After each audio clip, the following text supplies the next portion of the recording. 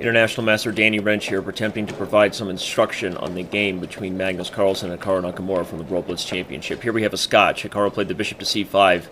Classical variation. Magnus thought about it for a second, decided to go for his line with knight to b3. And after the main line moves are played, here Magnus pauses, as his last main game in this line with queen to e2 was a win over Bakro from the Nanjing Masters in 2012. That game went like this. And it's important for this game because you'll see a common idea for black, which is to put this knight on d4 because, one, the bishop on this diagonal will help with defense and create counterplay. White doesn't like that, so Magnus played queen d3 in that game, but eventually achieved an edge and went on to win. This move, queen e2, has been played by most of the strong players that play this line since then, which is guys like Caruana, Volakitin, among others. But here Magnus plays this move, bishop to g5. Now, bishop to g5 creates an immediate pin and possible threats at times with knight d5, though not right away. Hikaru played castles, which isn't the most common move in the database, but makes sense. Queen of 3 is a new idea played by both David Navarra and Ho Yafan recently.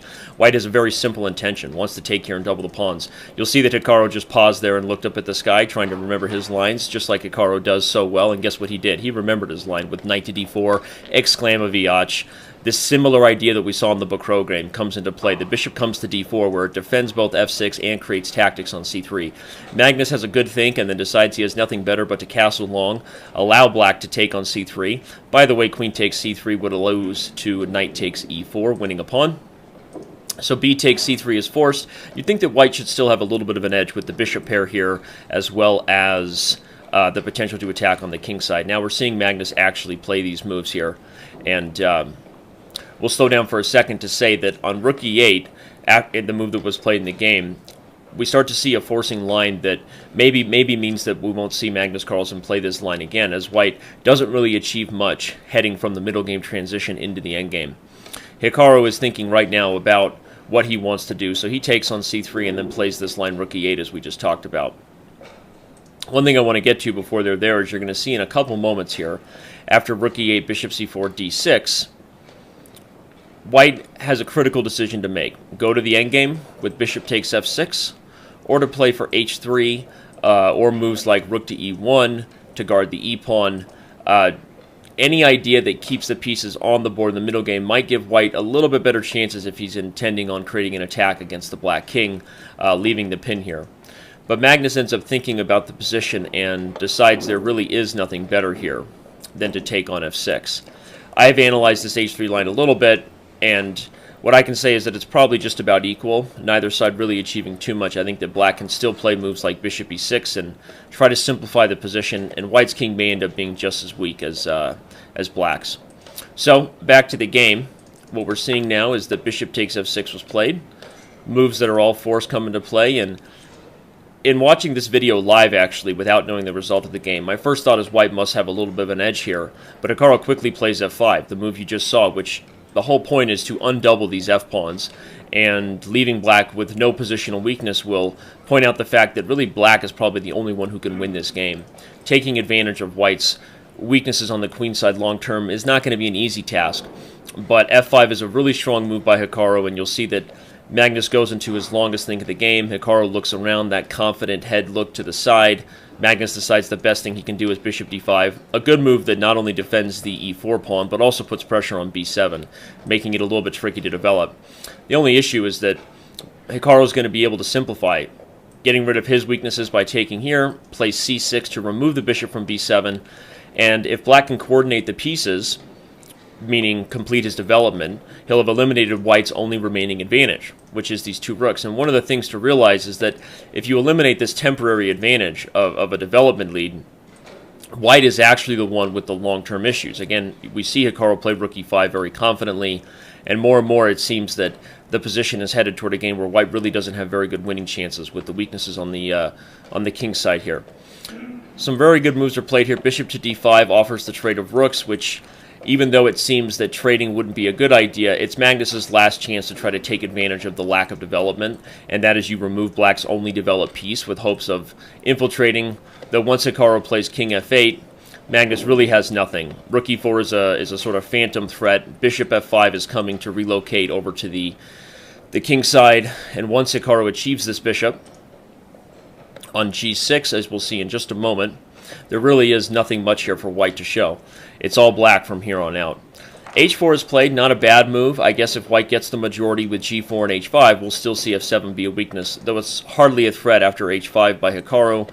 What we're going to see black try to do is activate the rook, put this pawn on d5 at some point to block the bishop on b3. And if that occurs, then this bishop will be out of play, which is why after rook d8, what you just saw, after rook to d8, Magnus played bishop c4 to d3. Much rather have this bishop traded than have it stuck over on b3, where black might essentially be up a piece. After king g7, though, we see that white really doesn't have a lot of good options. Trading into the rook ending is still going to leave him with the positional weaknesses to go with. So Magnus tries to create some threats. If establishing the pawn on a5 happens, the rook to b4 might come, so Hikaru stops that with b6. And after g3, we're seeing Hikaru play c5, which immediately threatens counterplay. Magnus is a little worried about it, plays bishop to e2. Really, he just doesn't want the bishop in a place where it can be attacked with tempo, and maybe has this idea of targeting the h5 pawn. Though these moves here are sort of natural for white to try to create counterplay. What we're going to see is that they headed to a position where Magnus had a critical decision to make. In this position with the pawn on a5, he's still thinking about it after rook f6. But the critical decision to make has to do with, do I allow Hikaru the chance to take on f4 or not? I'm going to give you a clue that the wrong decision was made by Magnus, unfortunately followed by a wrong decision if you're Hikaru Nakamura. Here Magnus doesn't see a right way to guard the f2 pawn, so he sort of has to play this move bishop f3 instead of moving the rook. The only problem is that accurate calculation here by Hikaru might have led him to a line that goes like rook takes f4, pawn takes f4, and king f6 exclam, giving up the d5 pawn. After bishop takes d5, king f5, not only is this pawn threatened, but the most important threat is the infiltration of the king to the king side. A line like this might have occurred. White doesn't have to play f5, but this pawn's going to fall. Black will remove the king, and an outside pass pawn is a huge advantage. This is all my own analysis, but in the end I realized that black will be in an endgame up a pawn, and likely the only one who can win. What we'll find out is that probably that was Hikaru's only real chance to win after playing a great game with black, equalizing and eventually outplaying as they transitioned into the endgame. But Hikaru chose not to take on f4, instead played rook to d6, and we headed toward the line that you're seeing now. Both sides moving back and forth. Here we just saw this move rook a4 by Magnus, but neither side has anything. Sort of an attempted draw offer by Hikaru to repeat. Magnus says, okay, we'll see if you really want to draw. Hikaru's thinking, I'd really like to beat Magnus right now. I'm going to go for the win with b5. And after bishop f1, rook to b6, it seems that he may have made the right decision, though. Magnus plays a little tickle again and says, how are you going to guard this pawn? You still want to draw? Hikaru says, no, I'll play rook a6. If you play bishop takes d5, I have ideas like rook to a2. And bishop e4 is met by rook a4. A very interesting idea, I think. So here Magnus defends the c2 pawn. The bishops get traded on d3. I wasn't sure who I liked in the rook ending at first. I don't think either one of them were. At first I thought that Hikaru must have an edge still with the positional weaknesses, but we'll find that he's unable to deal with the h-pawn without just getting behind it. And that's what happens here. After g4 is played, they take, the check, the king activates itself. Both sides are getting under real-time pressure now. Under 30 seconds, I believe, although we can't exactly see the clock. Magnus is really living off the increment with a 3 minutes plus 2 second time control. This move rook g1 is really nice, because not only does it prevent the rook from coming behind, but it threatens to advance. This is the move that really secured drawing chances for white. Hikaru's frustrated, as you can see. He doesn't quite know what to do. Moves the rook, which threatens b4 and d4, but Magnus says no thank you. He says, alright, I'll play b4 anyway, threatening to bring my rook over behind the pawn, which of course is a great idea.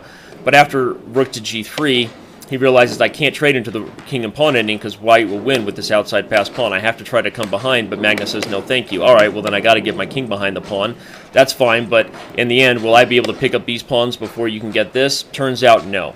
Hikaru ends up having just enough counterplay with the threat on the f2 pawn. Both sides lose these pawns, and in the end, Magnus decides there's no way to effectively remove the rook from being behind the pawn, which is why we end up in a drawn ending here. Probably I moved a little bit too fast there, but if you want to see it even faster, you can click here in case you're not interested in the commentary or the long version. Here the moves get repeated, a draw is agreed, neither side's happy about it, and unfortunately, one of the most anticipated matchups of the tournament, most exciting, ended in a peaceful result. We always love to see blood, but In the end, very good game for both of these players. Fun for me to analyze as it was a scotch, and hopefully you learned something. Thanks for watching.